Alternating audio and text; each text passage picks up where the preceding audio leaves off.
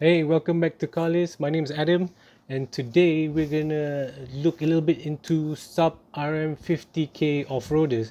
Okay, yes, you can buy one of those new modern pickup trucks and go off-roading, but not everybody wants to do that. Some people just want a bit of the old school nostalgia and buy off-roaders that were famous back in the 90s.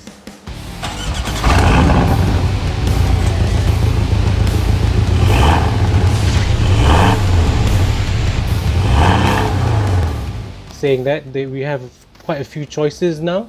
So yeah, let's get into it. So the first one we're going to talk about is the Discovery 2, the successor to the Discovery 1, which was famously known for its expeditions with the Camel Trophy Group.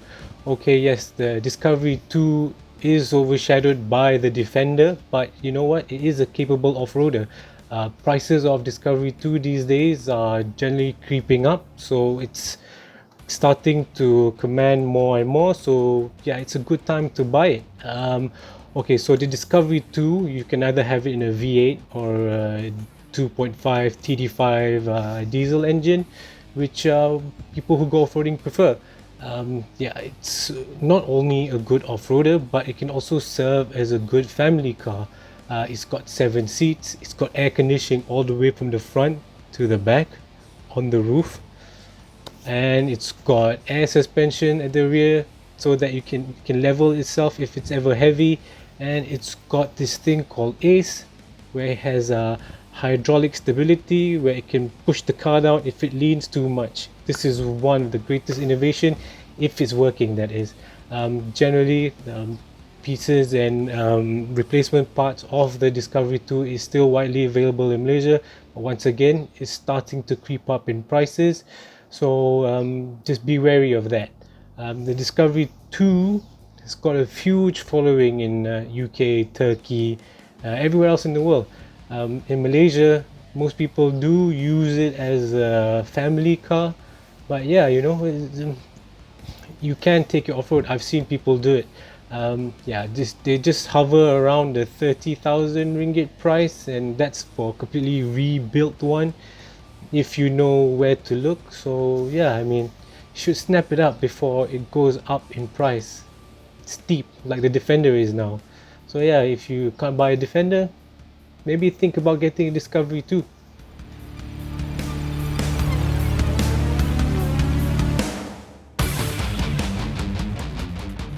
Okay, the next one is a Jeep Cherokee XJ. If you've never heard about this car, then you've definitely not been on this planet. This is probably the car that has set the trend for modern SUVs. It's comfortable. It's not the biggest car in the world, but yeah, it's one of the most famous off-roaders you can buy, because it's cheap. I mean, 10,000 ringgit can get you one of these, and yeah, you might need to spend a bit more building it up, but yeah, generally they are going for around that price. They come with a really reliable petrol engine. For people that like petrol instead of diesel, this would probably be a good choice for you. And you know what? Everything that can be fixed, or everything that needs to be fixed on a XJ probably just requires a screwdriver. Everything is exposed, and it's one of the easiest cars to work on. Parts are plenty, and you know, if you ever want to rig it up with lights, tires, wheels and everything, it's easy to find in Malaysia, and there's a good club, XJ club in Malaysia, that you can probably join that can help you.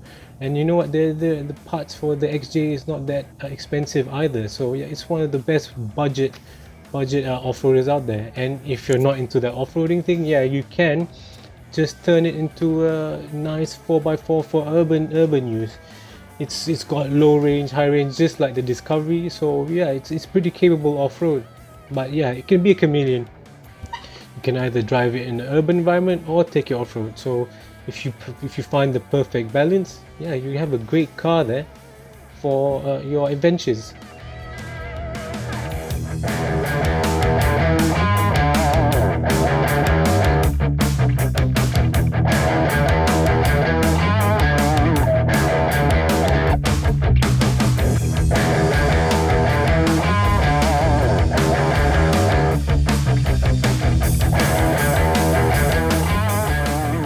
Ah, the Land Cruiser.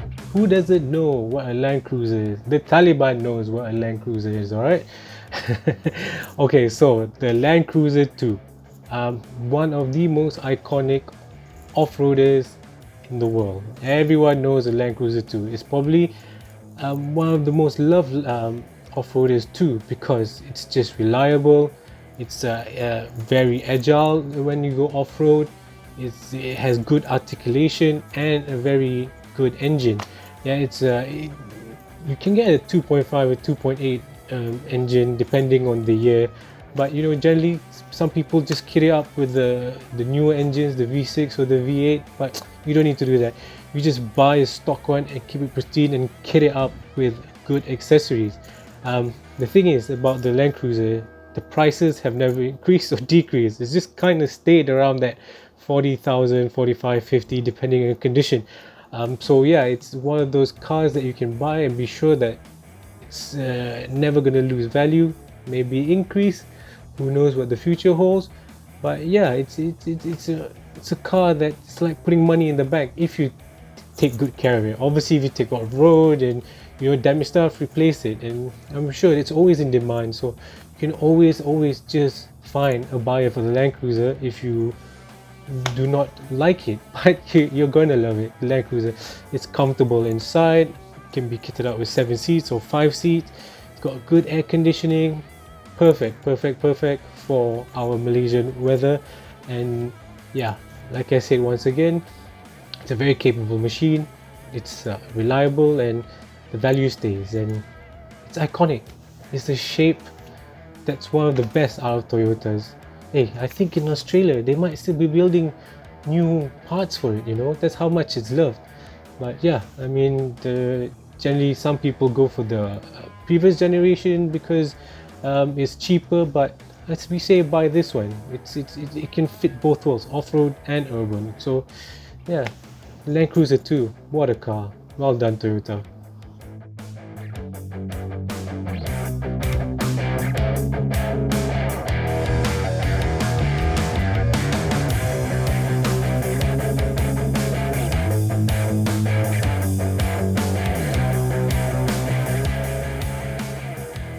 So the next one is the second generation Isuzu D-Max, and can you believe it? It's been around since 2012.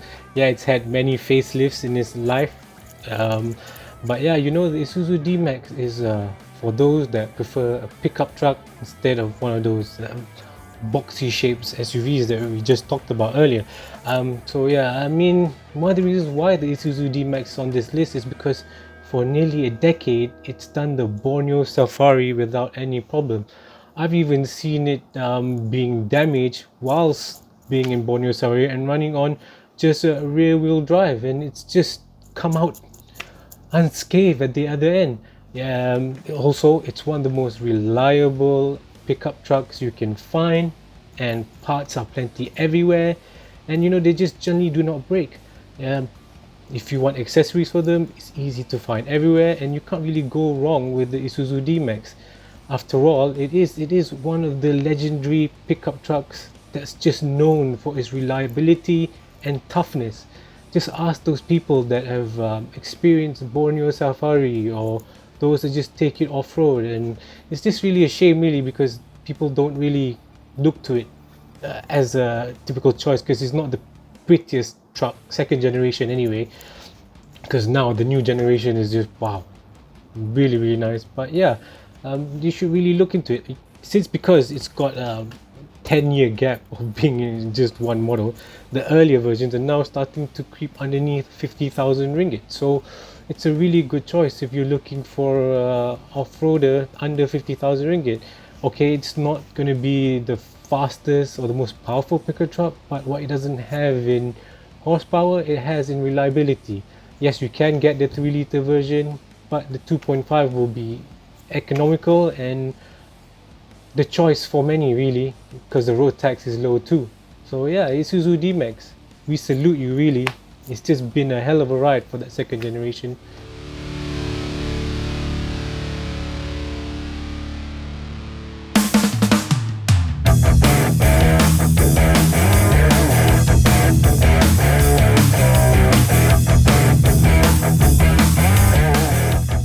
all of you that think that Daihatsu Rocky is a modern urban SUV, yeah, you're right there, now they are. But before all of this, it was actually a proper off-roader. We're talking about the F78 Daihatsu Rocky, one of the most understated and overlooked off-roader there is. Okay, yes, they might be hard to find these days, but they are out there. I remember the first time when I looked at it, it was in Indonesia. It's got a really big following in Indonesia, and wow, I just thought, wow, that's a cute but rugged looking truck. I don't know, it's not a truck, it's a cute little K-car off-roader thing. But yeah, it wasn't until I saw it in action off-roading that I gave it a lot of respect. Actually, it had the convoy and faced obstacles first. And it was just a capable little machine. Generally these days, if you can find one, they'll cost around 15 to 20,000 ringgit. And you know, it's got that cool looking 80s and 90s design where the back is slightly higher, just like the Discovery 2. That was done so that we had more space in the rear to carry stuff. It's got a very reliable 2.8 liter diesel engine, and you know what, it's a Daihatsu, so it's never gonna go wrong on you. It's always going to be reliable. It's really overlooked, and it's one probably because, you know, people think of kind of similar cars in this range, probably like the Jimny, but you know, the Daihatsu Rocky is capable, just like the Jimny is, even though that's a Suzuki. But the Daihatsu Rocky, it can look aggressive and cute, but you know, it's one of those off-roaders that is just small and compact, so it can probably go into the jungle, or you know, anywhere that you want to go adventure to very easily. It's not the largest of cars like the Discovery 2 or the Land Cruiser or the D-Max. So yeah, it's very agile, versatile, and like I said, it's a Daihatsu, so it's never really gonna go wrong on you.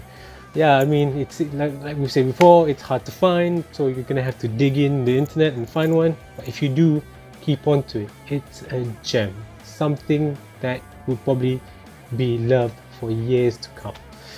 Okay, so that's your 5 off-roaders for under 50k. So yeah, till next time, see you later.